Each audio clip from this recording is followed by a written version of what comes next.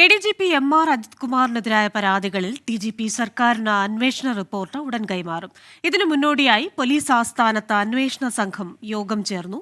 Report ലഭിച്ച ശേഷം നടപടിയെന്നായിരുന്നു മുഖ്യമന്ത്രിയുടെ നിലപാട്. MR അജിത് കുമാറിന്റെ സ്ഥാനം തെറിക്കുമോ?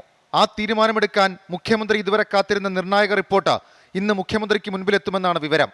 CPI നിലപാട് ഘടിപ്പിച്ച ADGPയും RSS നേതാക്കളുമായി നടത്തിയ കൂടിക്കാഴ്ച, കടത്ത് സ്വർണം വീതം വെപ്പ്, എടവണ്ണയിലെ റിദാൻ കൊലപാതകവും ഇടപെടലും, കോഴിക്കോട്ടെ മാമി തിരോധാന കേസ്, മലപ്പുറം SP ക്യാമ്പ് ഹൗസിലെ മരമുറി, അങ്ങനെ ഇതെല്ലാം അന്വേഷിച്ച വിശദമായ റിപ്പോർട്ടാണ് പോലീസ് മേധാവി ഷെയ്ഖ് ദർവേഷ് സാഹിബ് മുഖ്യമന്ത്രിക്ക് കൈമാറുക.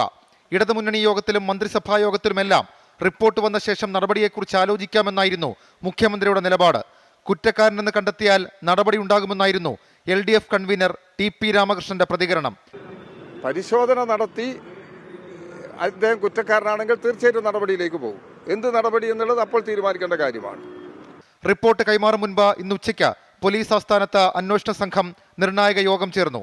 IG സ്പർജൻ കുമാർ, DIG തോംസൺ ജോസ്, SP-മാരായ ഷാനവാസ്, മധുസൂദനൻ എന്നിവർ യോഗത്തിൽ പങ്കെടുത്തു.